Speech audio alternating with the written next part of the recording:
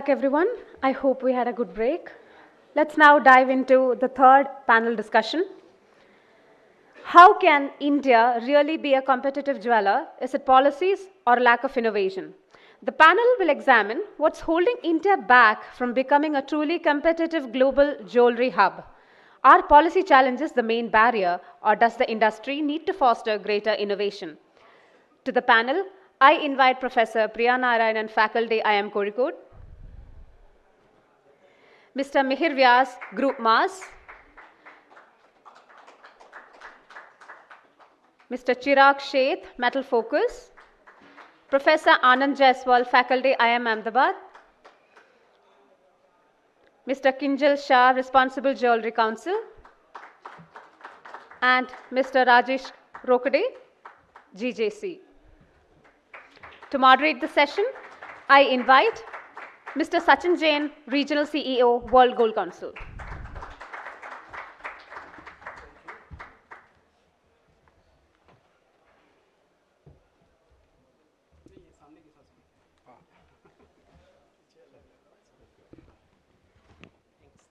Thank you, ma'am.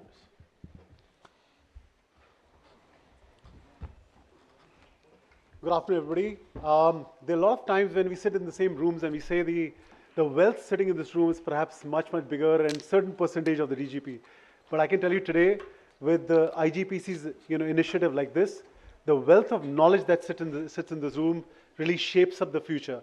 And on behalf of World Gold Council, I'd like to thank Madam Sundarvali, ma'am, to give us this opportunity to be your partner and something that is shaping up from the past. But I'm most certain that in the years to come, the conversations, the thought processes that this room and your team is building up will truly shape the destiny of our nation. So thank you. And let's give a big round of applause to ma'am. Now, India as a jeweler to the world, I think, we're talking about what's happening in India. It's good to reflect what is going on. What is the state of affairs of India? Today, as in when we ended 2024, we came out of the report where India is the largest consumer of gold in jewelry terms already. We've overtaken China. India in various forms is a jeweler to the world, let's say diamonds and other things. What's really happening in the crux of India? Today, the per capita income of India is about $2,500. It's slated to be $4,500 in the next 6 years. What that means to a consumer coming to buy jewelry, we're talking about this becoming $12,500 in the next 22 years as we get to the Viksit Bharat. New things are happening on retail. Rituals are meaning differently, right? People who used to get married at a certain age are getting married at a different age. How long the marriages last is changing. And technology is happening. There's so much going on in the consumer space, in the retail space, in the branding world. And I am very lucky to be moderating this session where I have an expert panelist from all walks of life. So I'm grateful to have thought processes from the professors of IIM. We have Rajesh Bhai as a leader and the voice of the retail business. We have Chirag who brings in data like how we all know how that brings in. We have either RJC representation and a real representation for manufacturing. So I think it's a very well-covered bit, and I hope that in the next 1 hour we get a lot of insights of what's really going on, but also directionally where we should go to. So the way we'll do it is we'll do, as Som, you said, you'll do 2 rounds of conversations. I've copied that bit. We'll do a couple of rounds of conversations so that we get everybody's perspective. And eventually then let's open up questions from the floor. But the intent is really ask what is in your mind. Ask what are you curious about. There's nothing which is a bad question and we might not have the right answer. But let's collectively give some thought processes to this think tank, IGPC, which can then help us shape those answers as we go into future. So ma'am, I'd like to start with you, ma'am. My first question was, we keep talking about the Indian consumer, and often we say that the Indian consumer walks into a Louis Vuitton store at the Taj Palace. She doesn't blink an eye to buy a 5 lakh rupee bag. The moment she walks into a jewelry store, the first question is, what's the weight of gold? What's the making charge? We just heavily commoditize. And someone like you who understands consumer and brands, what's your thought process, and what do you think the industry needs to do to be completely commoditized, to at least get somewhat branding, get somewhat premium? But what do you think is happening in the consumer's mind? So would love to hear your view. Yeah, so that's a great question because I have done some research as well on that. So yes, you are right. As we think of gold really as a commodity, in the sense of course we want our jewelry, but we are not ready to pay for the design per se. We are only ready to pay a little bit of making charges, which according to us is about it's like a manufacturing cost, and the lower it is, the better. There are lots of discounts being offered by different companies on these making charges. One reason for this could be that gold has always been part of our life from the time we know it. For centuries, gold has been part of our life, and it has never been just adornment. It has always been about investment. It is only now that the adornment and investment areas of gold are separated. So because gold has always been about both, it's very difficult to think of gold as just adornment. And in particular, because gold is a store of value, there is always this sense of, can I resell it in the future? And my interviews with customers say that even the one customer who never will resell it will think of resale in the future, because exchanges are also costly. So that is probably the biggest reason why we care so much about what is the amount of gold and what's the making charges. But is this going to change? That's the point. I mean, the idea is that what does our industry need to do into the future, and should we still be a commoditized play, or is there an opportunity to change and I won't say revolutionize, but perhaps a small change which gets to bigger change as you go? The answers again lie in those conversations which we had with customers. So younger customers don't care so much about saving up, partly because their parents' generation have accumulated a lot of gold, and secondly because they think of gold as even more of adornment. Right. So they are ready to actually let go of this commodity mindset. They want things that feel like fashion, that feel like real adornment. Right. Oh, thanks so much. Rajpa, I'll come to you. You know, you, according to me, as a voice of the jeweler in India, right? And hence, I've seen you guys do a great amount of work on one nation, one rate. And since ma'am just left us on commoditization, I'm coming to you. Want to understand that what is the rationale behind that? But more importantly, we talk about gold touching 100,000 rupees, gold touching even more, you know, and while it's a commoditized play, what do you think is going to happen? Is it a good thing? I hear conversations where people say, oh my God, it's 100,000 rupees, it's the end of the world. And I also hear people saying, oh my God, 70,000 rupees is the end of the world. But what do you think is happening? Is it a good thing for us? You know, and I keep hearing, as the gold is going up, the less and less jewelry will sell and so on and so forth. But I'd love to know your view, not just an expert, but really the voice of our nation. Yeah, thank you, Sachin bhai. I would like to answer this question in Hindi, if you don't mind. Please, sir. Most of our, as I am representing the industry, the family jewelers are maximum, and they would like to see my video after this very easily, because they like Hindi, so they will understand very easily. So that's why I will answer in Hindi. Number one, see, first question you have asked me about that one nation one rate. See, हम लोग जब भी one nation one rate की बात कर रहे थे तो बेहतरीन तरीके से हमने इसे प्रस्तुत किया. उसमें सबसे खास बात ये थी कि यह इंडस्ट्री 5 मूल धर्मों पे चलती है: quality, quantity, trust, service and transparency. ये 5 इसके मूल धर्म है. उसमें से ट्रस्ट सबसे बड़ा फैक्टर था, और ट्रस्ट आपने देखा होगा, पहले ये बिजनेस पूरी तरह से फैमिली ज्वेलर्स के हाथ में था. बाद में इसमें कॉर्पोरेट आए. कॉर्पोरेट ने एक ट्रस्ट फैक्टर को बिल्ड, पहले एकदम से जब कॉर्पोरेट आया तो एकदम से सक्सेस नहीं हो पाए थे, फिर धीरे धीरे वो इसमें सक्सेस होने लगे ट्रस्ट फैक्टर से. और ये ट्रस्ट फैक्टर फैमिली ज्वेलर्स से थोड़ा थोड़ा हट गया था. फैमिली ज्वेलर्स के पास आप देखते थे अलग अलग गोल्ड के रेट वो कोट करते थे, कभी बाजू में कुछ और बोलता है, बाजू में कुछ और बोलता था. इस वजह से काफ़ी कन्फ्यूज़न रहता था. और फिर कस्टमर क्या करते थे, they move out some for जहाँ एक रेट हो, क्योंकि ये इंडिया पूरी तरह से अलग अलग कम्युनिटी से बड़ा हुआ है, अलग अलग भाषाओं में है, उसके साथ साथ कई राज्यों के साथ जुड़ा हुआ है. तो ऑलवेज ये उनको फैक्टर हर जगह प्रॉब्लम होता था. As a apex body, all India gem and jewellery domestic council ने ये एक इनिशिएटिव लिया कि क्यों ना एक फैमिली ज्वेलर्स भी एक कॉरपोरेट के तरीके से काम करे, जो अपने व्यवसाय में जब भी कोई कस्टमर आता तो उसे ये फील ना हो कि यार यहाँ मुझे ज़्यादा रेट देना पड़ा या यहाँ कम देना पड़ा. देखिए, रेट नॉर्मली 100 रुपया प्लस माइनस होता है. किसी को लेना है भी 5 ग्राम में तो 50 रुपये से ऊपर का फर्क नहीं आता. बट जब कभी भी रेट सब जगह एक जैसे यूनिफॉर्मिटी आ जाती है तो उससे एक फ़ायदा होता है कि कस्टमर का ट्रस्ट बहुत बिल्ड होता है. और शायद ये हमारा इनिशिएटिव बहुत ही सक्सेसफुली और पूरे इंडिया में आज all India gem and jewellery domestic council के करीब करीब रेट मान्य किया भी जा रहा है, और शायद आने वाले दिनों में, शायद मैं अभी तो कह रहा हूँ कि 70% के आसपास लोगों ने इसे मान्यता दे दी है, आने वाले दिनों में 100% की तरफ हम लोग जाने वाले हैं। और सेकंड क्वेश्चन आपका ये था कि दैट वाज, सो आपका पहला तो ये था कि एक प्राइस, दूसरा कि 1 लाख रुपए के दैट वाज यस, मैं ऑलवेज या I got your question point.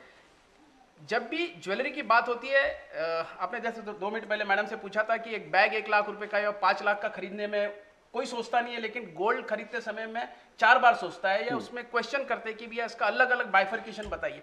सी, ये बिजनेस पहले से बहुत ट्रांसपेरेंसी वाला था, क्योंकि यही एक बिजनेस है जहां आपको वेट लिख के मिलता था, कैरेट बताया जाता था, उसमें प्यूरिटी लिखी जाती थी, उसका भाव आपको अलग बताया जाता था, मेकिंग अलग बताई जाती थी, टैक्स बताया जाता था। इससे भी आगे जब कभी भी कोई चीज आपने बेची है तो आप अपनी नई पीढ़ी, दूसरी पीढ़ी, तीसरी पीढ़ी वापस लेने तक के उसकी गारंटी उस बिल पे लिख के दी जाती थी। तो ये एकमात्र यही एक बिजनेस है। और सेकंड थिंग, हमारी एक मतलब गलती तो नहीं कहूंगा, ये हमारी तरफ से एक्स्ट्रा एडवांटेज है, क्योंकि हम लोग ज्वेलरी को केवल फैशन या यूज करने के लिए नहीं कहते, इन्वेस्टमेंट की दृष्टि से बोलते हैं। तो वो ऐसा है कि ऑलवेज कस्टमर फिर ये इन्वेस्टमेंट वाला पार्ट को दिमाग में रख के काम करता है। जिस दिन अभी बहुत सी ज्वेलरी मैं देखता हूँ एक एमआरपी बेसिक पे आ गया है, जिस दिन ज्वेलरी भी एक एमआरपी बेस पे आ जाएगा तो शायद ये क्वेश्चन जो अभी आपने मैडम से पूछा था, शायद फिर वो कभी करने की जरूरत नहीं पड़ेगी। और आपका मेन क्वेश्चन था कि अभी गोल्ड के रेट जो इतने बढ़ गए उससे क्या है। देखिए, गोल्ड के रेट ही इसकी ब्यूटी है। अगर इसके रेट अगर बढ़ेंगे नहीं और इसके तरफ लोगों का जो अट्रैक्शन है वो कभी बढ़ेगा ही नहीं। यही उसकी ब्यूटी है। और ये केवल इंडिया में ही नहीं है, पूरे वर्ल्ड में चले जाइए, एकमात्र ये करेंसी ऐसी करेंसी है जो 200 से ज्यादा कंट्रीज में इसे लिया जाता है, पसंद किया जाता है। तो गोल्ड का रेट मुझे याद है, जब मैंने बिजनेस में स्टार्ट किया था, 87 की बात है, तब 1800 का रेट था। तब 1800 से धीरे धीरे मैंने खुद देखा था कि 10,000 के रेट को क्रॉस कर गया था। तो उस समय भी ऐसे बोल रहे थे कि सब अभी इसके बाद ये कोई खरीदेगा नहीं। सर 10,000 हुआ फिर भी लोगों ने खरीदा, 20,000 हुआ तब भी लोगों ने खरीदा, 50 हुआ तब भी खरीदेंगे, और 1 लाख हो जाएगा तब भी लोग खरीदेंगे, क्योंकि यह हमारे संस्कृति में है।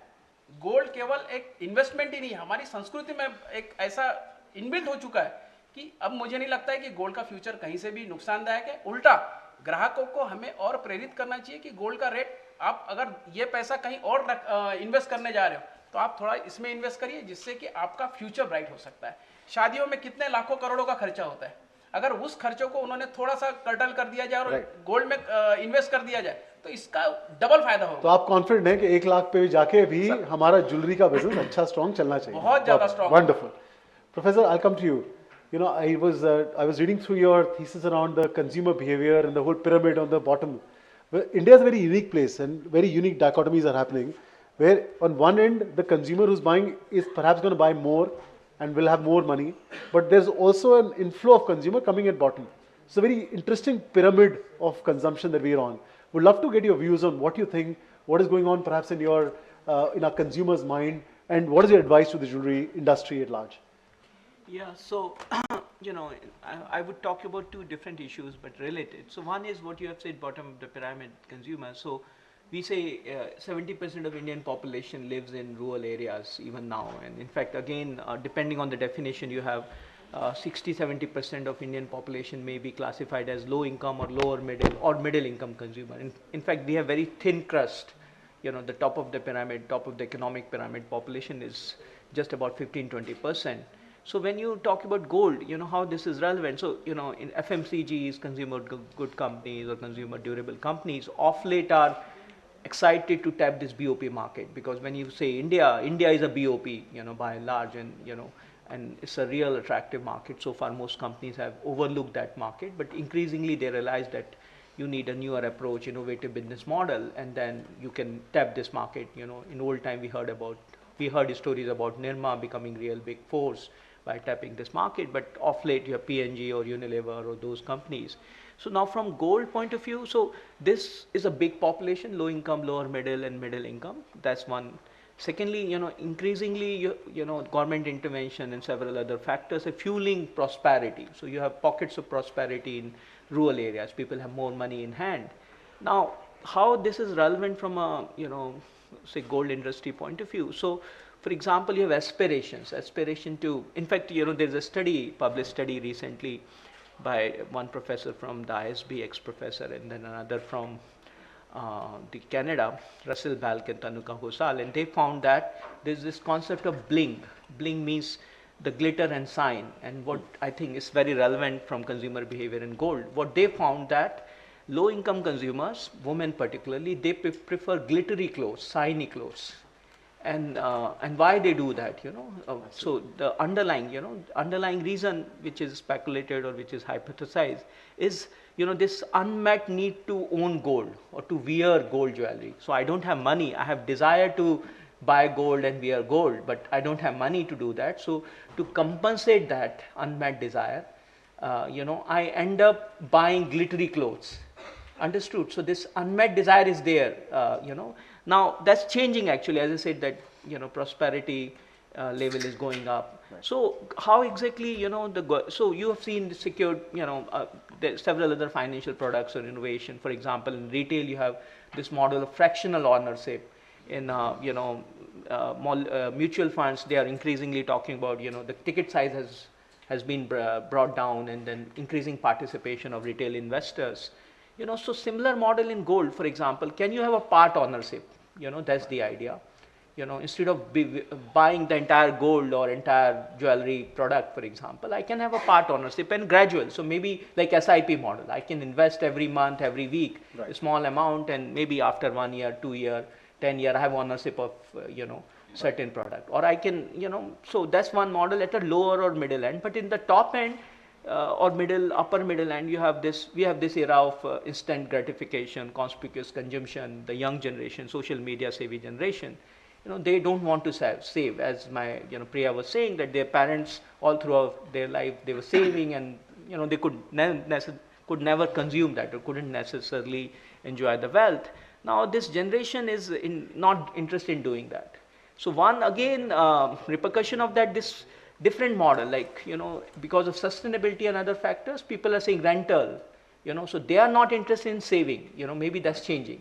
So can you have a model, can you have innovation where you can, or maybe hybrid product, part ownership and part rental model, that's a question. So maybe you need a different strategy to reach out to the lower middle income group and the upper middle income consumer. This rental model, part ownership and part rental, maybe those are. I think it's a brilliant direction of travel, that how we look at our business models, how we need to look at differently. And I think, what also, Professor, you mentioned is that the lower income bracket at times, a lot of our jewelry companies, we focus on middle income, high income groups, ultra ethnicized, but we perhaps missing out that bottom pyramid, which is massive consumption. I know for one brand that is working on a project in Bombay City, where you see a McDonald's of gold jewelry outside every station. You'll see that coming up in the next 3 months. And it's brilliant because they're catering to who? They're catering to the auto guy, the buy, and all of that, which generally, as jewelers, we're too focused on the upper markets. So I think, thank you for that. Mir, my question to you. We talk about all these big things around, and Rajiv mentioned around the chain stores and independent stores. And while, you're venturing into retail, what's your view? I mean, do you think the consumer validate the chain store from a trust point of view that was mentioned before? Or you think the newness of what you can create? So my question really is that while we believe that scale will dominate, but I'd love to know what you think as an independent jeweler that you're getting into the market. How will you change? How will you bring that innovation and newness? Okay. So for starters, I think, right now, if you really compare the ratio, I think the overall jewelry market, 35 to 36% is organized. When I started working, I think in the industry, it was 9%. So I think we've seen that the growth of chain is boom. Also, it's going to keep growing from here. So I think the family jewelers, of course, as Sir rightly mentioned, that it's all about the trust. But I think when the chain players come into the picture, the trust factors, I think, is all the more. Because I think before the chain stores, when you had a lot of multiple jewelers, there was a lot of price bargain happening over there. Of course, there was a lot of theft to an extent that was happening over there. the authenticity of gold wasn't really there. I think that chain stores came in and they developed that trust factor pan-India. And I think it's just going to keep growing from here. So even for family jewelers, in fact, for that matter, we've seen a lot of family-owned jewelers now moving towards chain stores as well. Someone who was at 1 has gone to like 10 and 15 and 20. I think that is the way ahead. And yeah, so probably like we hope that we see at least like 50 to 60% of organized sector within the next 5 to 6 years. Interesting. So that is something that, yeah, that's growing. That's great, thanks. Chirag, I'll come to you. You know, you sit here with so much of experience with talking to all of us in this market, other markets, and I'd love for you to share with the audience and all of us some really innovative things that you witnessed. You know, we're in a state where we say new age consumer will not buy as much gold, or new age consumers will buy simpler products, which is all good, but if you buy a simpler product or a trinket, then you're not buying a half kilogram necklace. So we have to do something smart, and we have to stay relevant with the new age consumer, because you know, one of the things that I've read recently is that right now you're witnessing change so quick that we today are seeing it, we are the slowest pace of change as you'll witness in the future. Now, a lot of things are changing, and I'd love for you to share, you know, in your knowledge, what are great examples that perhaps could be directional for us, but have changed the markets. Chirag? Sure. So, essentially, there are, three important aspects to look at, and I'll share three experiences. So first is Indonesia, right? Now, how has a market adapted to rising gold prices, but not incomes rising to that extent, right? So Indonesia is one of the growing economies. If you look at very, very young population, but the salaries to that extent has not grown to that extent when you compare to prices. So what the manufacturers in Indonesia did is it started moving caratages. So today in Indonesia, you've got carats available from 9 to 24. Depending on your income bracket, depending on your consumer choices, you are free to choose whatever caratages that you want, right? So what it has done is, essentially what happens, and in many markets we've seen, and this is a study that we did many, many years ago for the World Gold Council, of how some of the markets which were among the top 15, 20 in the world no longer exist, right? And there are multiple factors with regards to that. Some are affordability, consumer behavior changes. Indonesia is one great example, and we are seeing that in India as well, right? 14 karat is becoming very, very popular now. So I think to some extent, how do you adjust to price? You adjust to price by lowering caratages. So you still keep the consumer within your fold, right? And offer them newer products. So that's one thing. Second important thing, which is very, very visible now in many markets, is what is the story behind my purchase? Today people want experiences, and I think that is somewhere we as an industry has lacked. I think aside from Tanishq to some extent, which has been able to provide a story like, we had Padmavat and a lot of other, movies that they came out with. I think somewhere we need stories behind a purchase. We need certain amount of experiences, and I think to an extent the West is moving towards that.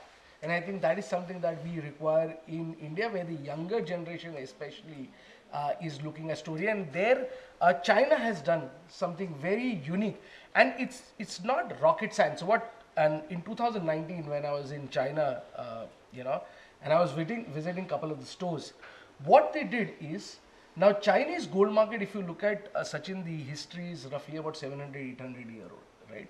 Whereas if you compare Indian gold market, we say it's 5,000 year old market, right? Because in the Hanuman Chalisa, you've got a mention of gold over there.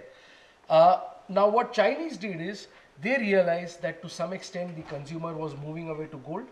They went to their national museum and started stamping gold as antique, right?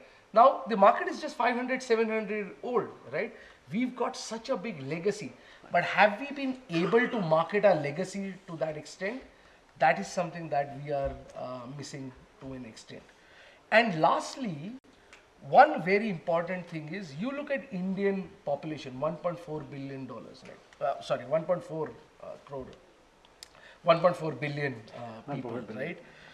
Let's say about 660 million take a dip. in Mahakumbh. Absolutely, right? Now, let's assume that 20 to 25% of people are extremely poor, may not be able to buy gold. Let's take that number. So we're still talking about 1 to 1.2 billion people. Now, out of this, 50% of our population is below the age of 35. But essentially, unlike the West or East Asia, are we catering to these 600 million people? We are not. Right. So we don't need to find anywhere else, right? We have got 600 million of captive consumers right over there. We need to start focusing on those. Thanks. Very, very insightful. Kinjal, I'll come to you. You know, I've been reading about all the endeavors that RJC does, and it's about the future of the business. You have to own up responsibility. I mean, it's as simple as that, right? Right. Now, I just want to get of course, some details around that, but I want you to tell the audience that is this really about the big boys club, or if I'm a small jeweler in a Chandni Chowk, I have something to do with you, and how it's going to help me? So thank you very much, Sachin, for the question. See, of course, RJC is not only the big boys game. You know, it's everyone. Like, I can tell you the figures. Out of 2,000 members across the globe, we have around 65 to 70% members, those who are really a smaller organizations. So it's absolutely for everyone. And most importantly, you know, the uniqueness what RJC has is it covers members from diamond, gold, silver, platinum metal, and color gemstone, mainly emerald, ruby, and sapphire, from mines to retail.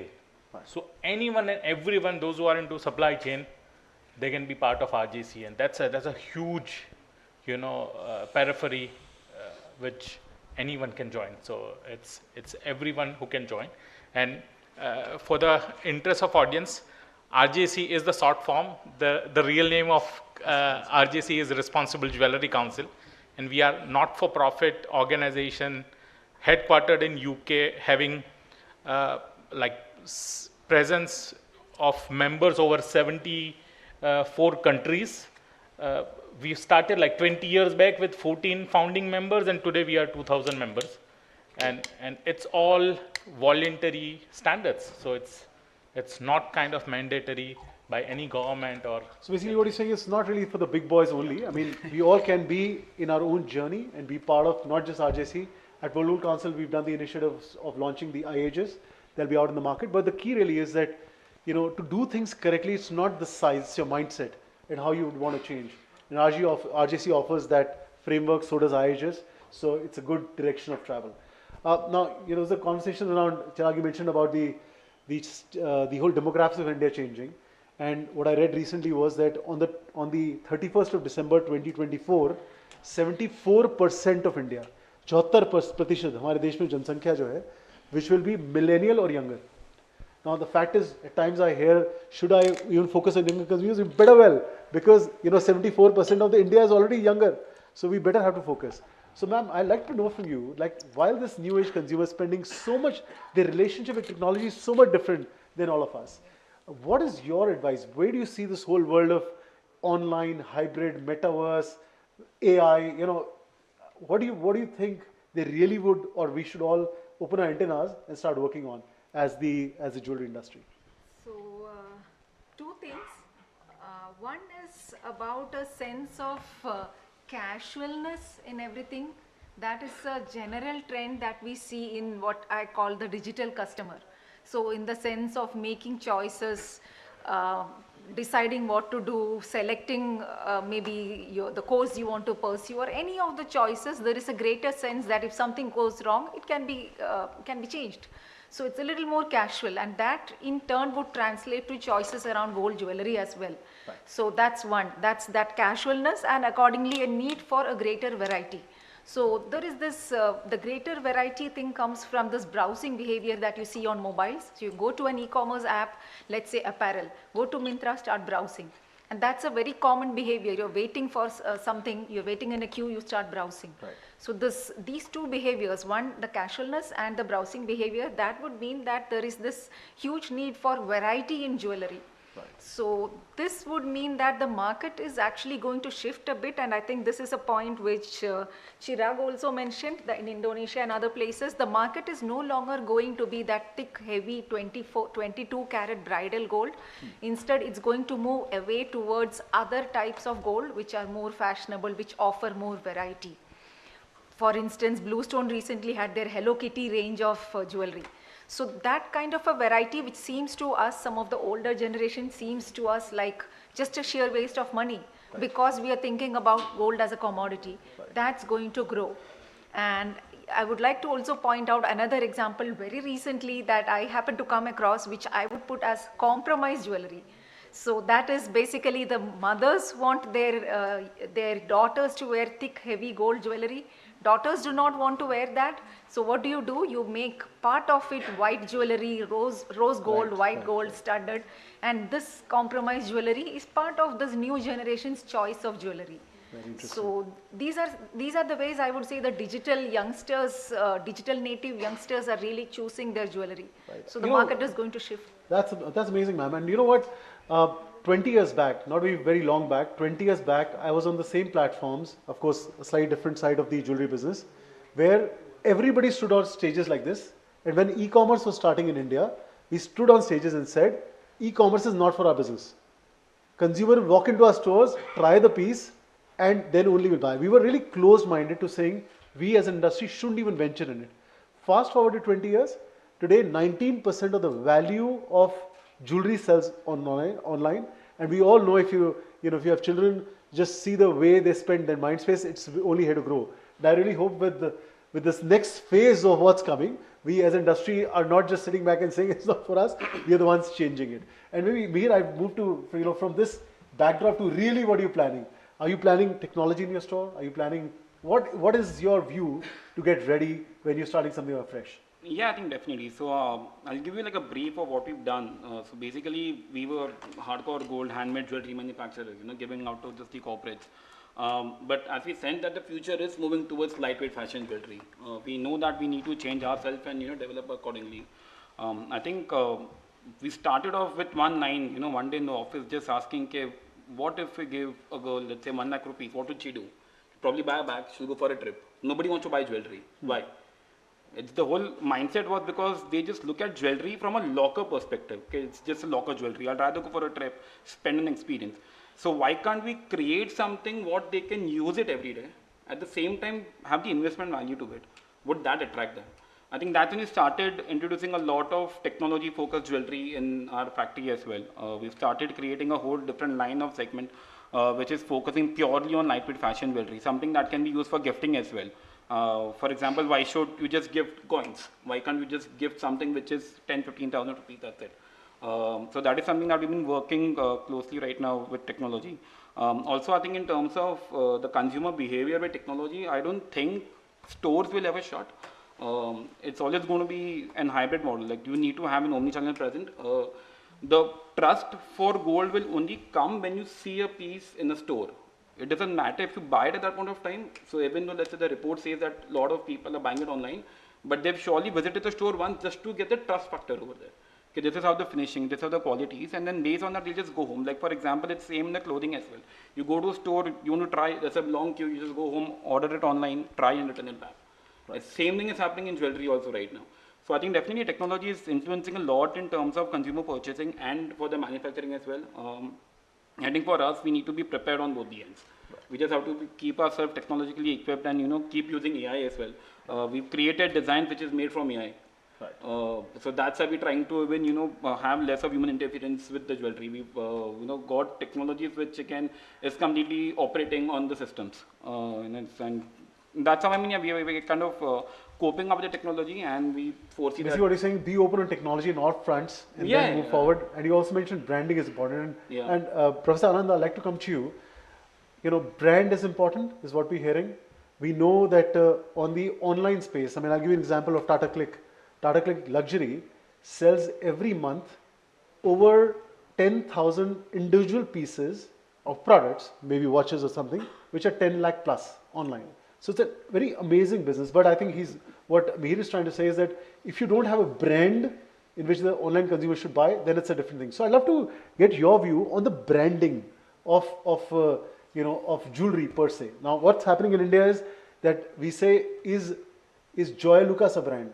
Is Malabar Gold a brand? Is Tanishq a brand? Perhaps yes, perhaps not. When you say traditional forms of brand is a Cartier or a Tiffany, where a brand represents and shows a brand in a certain way. So I think there's a bit of confusion there in all our minds, but would love to get your perspective as what's your advice to the jewelry business, and how do we as jewelers build brands and not necessarily only scale play operations? Yeah, so often we use this word commodity mindset when the only criteria for buying a product is price. So price is the only determinant of purchase decision. Then we say it's a commodity market. And the idea is that if you differentiate, add value, then gradually, invariably, you're moving consumer from commodity to, a brand mindset. So brand, as you know, is a promise you're making to consumers, and then brand sometimes gives you some tangible value like trust factor, for example, in gold, but it also gives you intangible value. Intangible value, we were talking about social media and young consumers. So when you see variety or assortment or, fashion jewelry or jewelry which will be noticed immediately. So the idea is that the moment you have brands, individual brands, then consumer will be less price sensitive. They will think about, the choices like, diamond, for example. My understanding is that in gold, you look at gold as an investment and then, hedge against uncertainty. But gold jewelry, the diamond jewelry is more for, different reason, the social reason, for example. So if you build brand, invariably, you will make consumers lot less price sensitive. The too much focus on making charges or too much focus on, the price per gram. So if you offer other things, be it, I'm just saying that the choices, number of choices in terms of the style, fashion, as well as maybe, as we were discussing, more affordable jewelry, where you have, or maybe a more innovative model, as I was saying that this rental or part ownership, so I don't want my jewelry in locker. So for example, can I have a model where I own, but then I can quickly get replacement and newer varieties, newer assortments. Okay, interesting. So building a brand will surely make consumer less price sensitive. Got it. Right. Thanks so much. Rajbhai, I'll come to you. Again, I see it as you as a voice of the jewelers of the country. And one of the asks that I was given, objective was to saying what can be done in the policy, right? Now, I want to know from you, I think a lot of things are going well, a lot of things have changed in the last decade, last few years. But I'd love to know from you, Raj bhai, कि वो ऐसी जो policies हैं जो immediately या maybe immediately change होनी चाहिए to make our business better, और अगर change होती हैं in the future, then हमारा जो एक destination हमारी है वो काफी भरपूर है.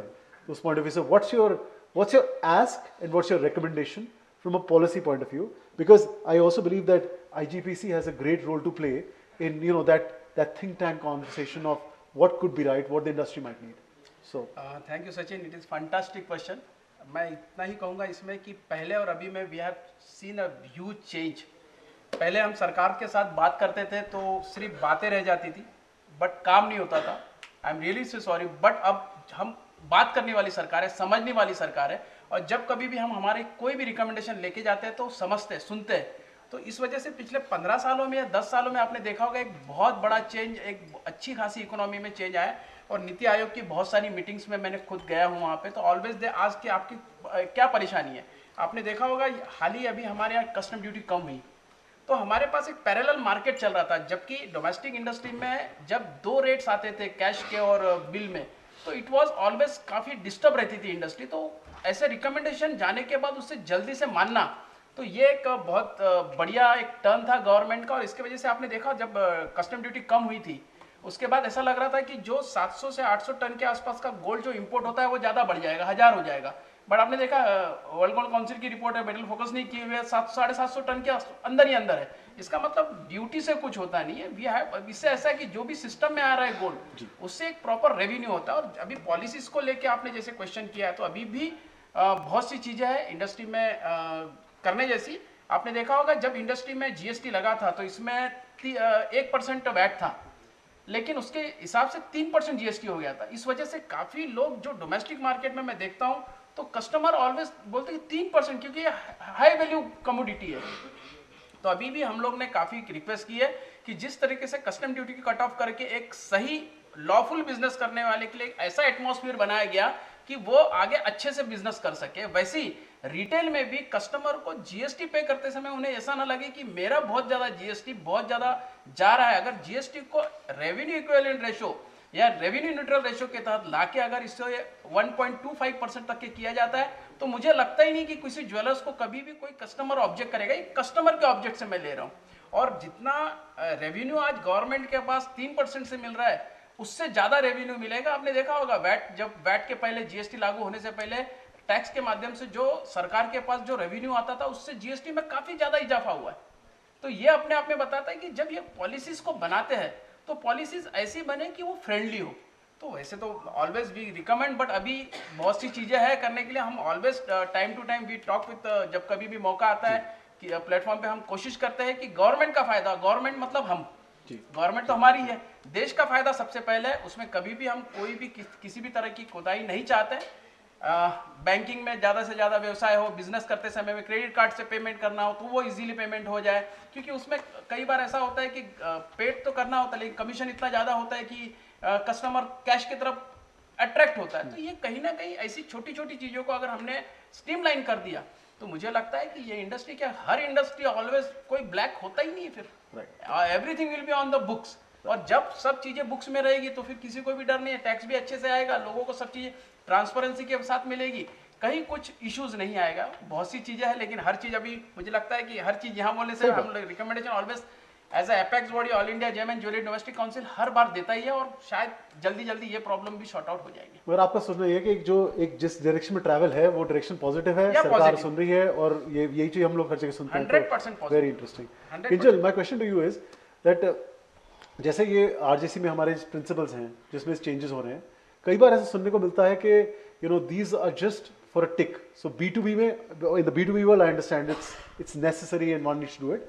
Have you already started seeing in certain markets that the consumer is behaving and responding where, let's say, a jeweler who's RJC compliant or is adhering to certain policy guidelines, the consumer responds? Or what needs to be done by us so that the consumer gets to know? So, very interesting, the biggest market of jewelry is predominantly, we know, US. And a consumer of US, they are absolutely, aware about what needs to be done, how they need to be, opening up their wallet to which companies, from where they are going to source, how they are going to spend their money, So they are very aware. I'm not only talking about Gen Z or the young generation. I'm talking about everyone in that country or in that specific European and USA region.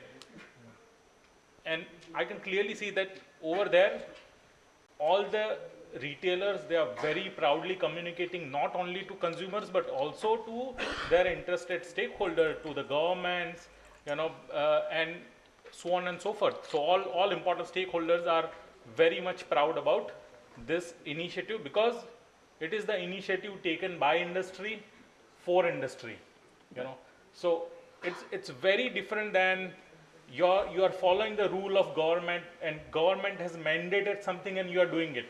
It is about that this is what you have to do and you are doing, and that's why consumers are more attracted to you, and that's what probably we see that it's kind of missing in India. We have been running jewelers have been running very conventionally, they don't want to revisit the entire, way of behaving, the pattern, or maybe they are doing good but they have to communicate in a much better way. So in that I see more and more needs to be done. Professor has very recently said about sustainability. I can really touch base on the recycle gold, recycle metal and all, which is like very much need of an hour right now. Internationally, it's really essential. Few of the top brands are not even working with Indian jewelers, those who are high-end, high-tech jewelers, if they are not providing the recycled gold or recycled silver products. So it's must. So what you're saying is directionally it's a way of not just ignoring, opportunities like RJC, opportunities like IHS, we got to be open and relook at the way we're operating and relook at the way perhaps our code of conduct is. Now, in the interest of time, I'll just move straight to you, Chirag. One of the important pertinent questions is that we import 800 tons of gold, give or take up or down. We export 100 tons of gold. Most of what we export, we only export to the Indian diaspora, Indians living overseas. You, again, with your wealth of experience, what's your advice? How do we improve this kitty, and how we not just exporting 100, but perhaps 150, 200, 250, and how can this be accelerated? Sure. So if you actually look at Indian exports over the last, probably 4 to 5 years, ranging between 10 to 15 billion dollars, and roughly 70% of our exports are essentially to US, UAE, UK, Hong Kong, Singapore, as you rightly mentioned, Indian diaspora. So we are actually making what we want the world to wear. We are not making what the world wants to wear. I think that's where the biggest difference. And looking, at countries in our region, Indonesia, Thailand, Malaysia, right? While these are also decent sized gold consuming countries, their exports far exceed their local consumption. I think what these countries have done is they've actually focused on 3 different aspects. First is research. So essentially you will find lot newer designs in these countries rather than traditional designs which are available, right? So you will find that in Indonesia, they not just manufacture the designs which the Indonesians want, but also the designs that the world wants. Whereas actually if you go to IHS or if you go to GGS, you will mostly find same kind of homogeneous products which are available everywhere, right? So that's first thing.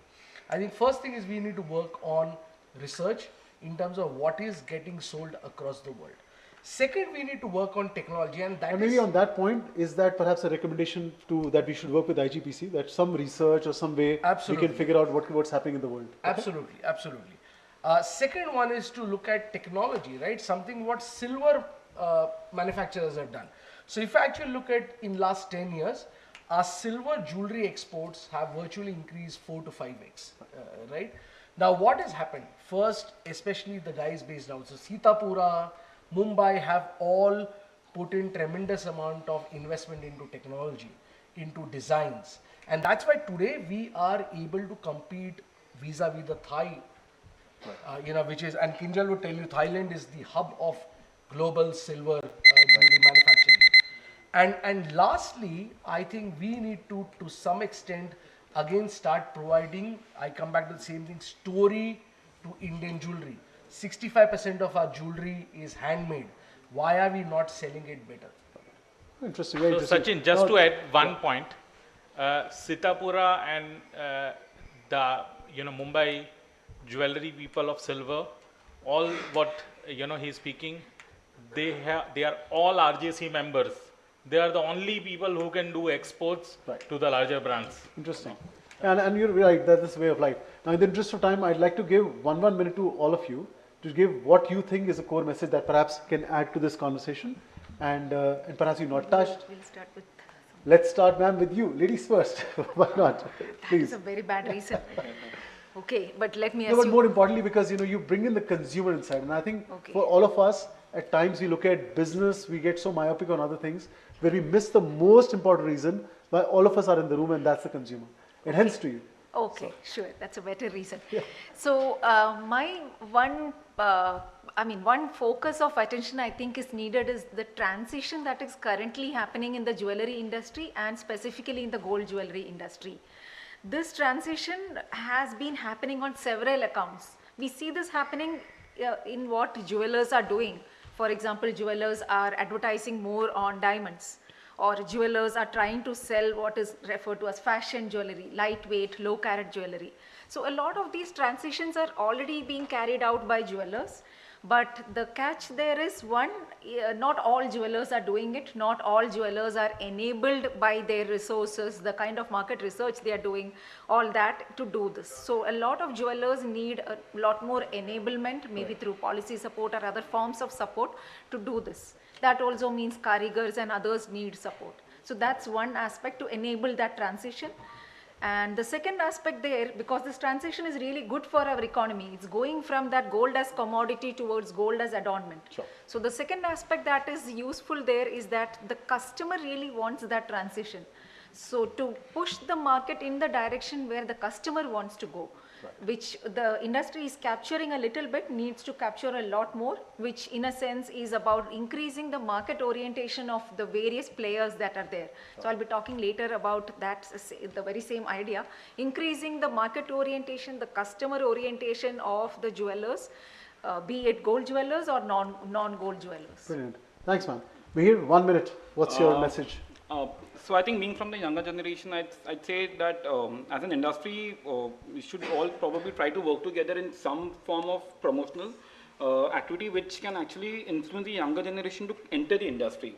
What we're seeing right now, a lot of young generation is moving towards other options as compared to the gold industry. I think maybe other industries are just more glamorous for them.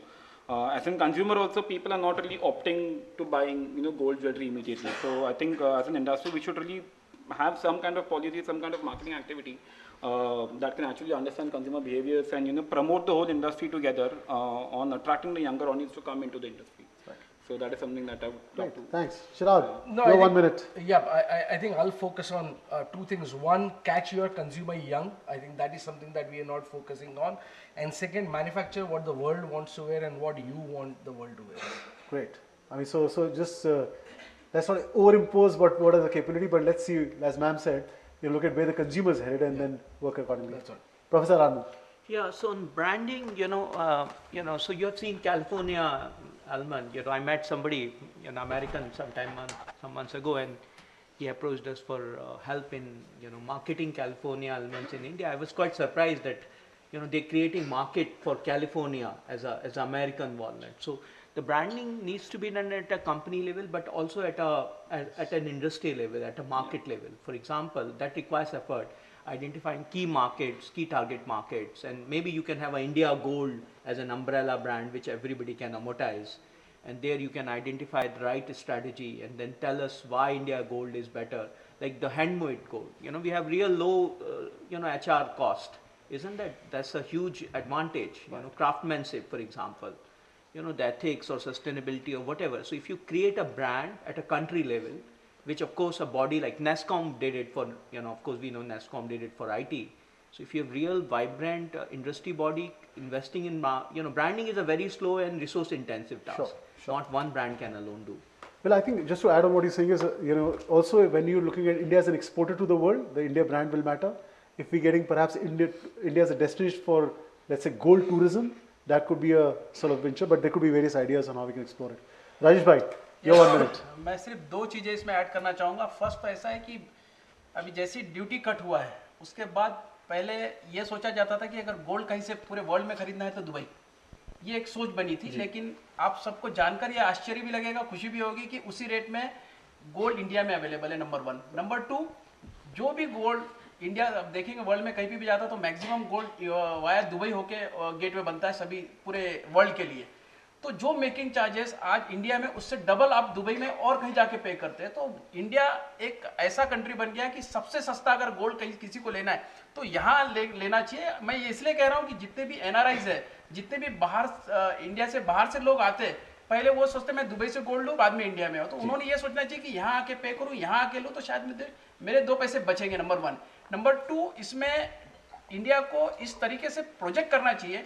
ये हमारे प्रधानमंत्री जी भी कहते हैं always कि India को as a wedding destination करके promote करना चाहिए. तो इसके लिए ज्वेलरी के लिए भी उसी के साथ अगर प्रमोट करते हैं तो शायद वेडिंग में वो सोने पे सुहागा होगा. और जब से हॉलमार्किंग मैंडेटरी हुआ है तब से ये इंडस्ट्री में प्योरिटी को लेकर तो वो सब्जेक्ट खत्म ही हो गया. तो ट्रस्ट और बड़ा है. और सबसे खास बात, मैं गोल्ड मोनेटाइजेशन स्कीम के ऊपर एक बात कहना ये चाहूँगा कि आप देखेंगे पिछले कई सालों से जैसे जैसे जनसंख्या बढ़ती है तो वैसे वैसे गोल्ड का कंजम्पशन बढ़ता है. नॉर्मल ये है. तो गोल्ड का कंजम्पशन जो इंपोर्ट हो रहा है वो तो हो रहा है, बट इसके साथ ही हमारे पास, अगर मैं एक बहुत बड़ा आंकड़ा, नॉर्मली जो आंकड़े सब तरफ से आते हैं तो 30,000 से 35,000 टन गोल्ड हमारे पास है, ऐसा आंकड़ा आता है. लेकिन ये 1947 के बाद से सोचे, लेकिन 1947 से पहले भी हमारे पास बहुत सारा गोल्ड है. तो नहीं तो टन गोल्ड हमारे इंडिया में है, मैं ये सोचता हूँ, और इसे अगर मोबिलाइज कर दिया जाए तो इसके लिए already all India gem and jewellery domestic council के पास पूरा रोड मैप रेडी है, ब्लूप्रिंट रेडी है। अगर गवर्नमेंट जरूर इसमें अगर कुछ इसको सीरियसली ले ले तो शायद बहुत एक बड़े पैमाने पे जो छोटे ज्वेलर्स हैं उनको गोल्ड मेटल लोन के माध्यम से 3% 4% में या 5% में उन्हें वो मेटल लोन मिल सकता है, और जो वेस्ट या जो लॉकर में पड़ा हुआ गोल्ड है वो हमारे मेन मुख्य धारा में आ सकता है। तो ये दो चीजों को अगर देख लिया है तो बहुत बड़ी एक इस इंडस्ट्री में रिवॉल्यूशन हो सकता है। बहुत इंटरेस्टिंग राज भाई। इनफैक्ट अभी रिसेंटली मैंने सुना था कि in the Thailand government while they promoting their like nation as a destination for weddings, India and they have done a tie-up where any import duty is any import for wedding purpose is not considered as duty. So it's very simple. Last word for you, Kinjal. Yeah. So thank you very much. See, in my opinion, sustainable business practices are here to stay. It's not going anywhere. It is going to grow. In fact, you know, behaving right and responsible is no longer a good thing to do. It is must to do. You know. It is up to you whether you want to be in business or you want to go out of, you know. And lastly, to sum up, out of 165 billion jewelry business, $100 billion of jewelry business has been handled by this 2,000 RGC members only. Very good. So you can imagine the strength of, you know, you behaving responsibly. You know, Anand Ji's professor's, you know, point has been taken into this. What you know, Chirag has said, that is also part of this. You know, you behave differently, you communicate proactively, and you will see the result. If you don't change, you will stay there. Eventually you may vanish out. No, so thanks Kinjal. I think some great words of wisdom from all my panelists, and I'm really deeply thankful to all of you for sharing that. I think for the audience, you might pick up one thing, two things, but please go back and practically implement in your lives and your businesses. But again, I'm very grateful to sir. Just on Dubai part, I was in Dubai, and in fact, in last 6 months I visited 4 or 5 times, and every time they say, the Indian jewelers, Indians operating the jewelry shops, they say that the Dubai gold is purer. If you buy it in India, it's impure. So that's a dominant narrative there. Right. And that's what Rajesh is saying, that these are things we have to change. Because that's why we have to understand, after mandatory hallmarking, that is not now a problem. The quality is perfect, nothing to worry, and India is having a so big strength and big trust that we must speak wherever we go. We must speak that India is a pure country, India give a pure gold, and we must buy from India only. Great. So I think with those words, looking at the future, which will be bright, and how we'll grow in the jewelry business. Ladies and gentlemen, please give a big round of applause to my panelists. Thank you very much. Thanks all of you. नहीं, लेकिन ये लोगों का image ऐसा बना दिया है India में।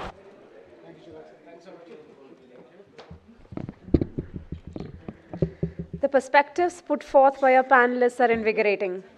It was great to listen about the changing customer preferences and how the gold industry has introduced innovative products and marketing and sales channels to maximize returns. We look forward to more research, responsible business practices, evidence-based policies, and increasing stakeholder engagements. We invite Professor Sundaravalli to felicitate our panel members.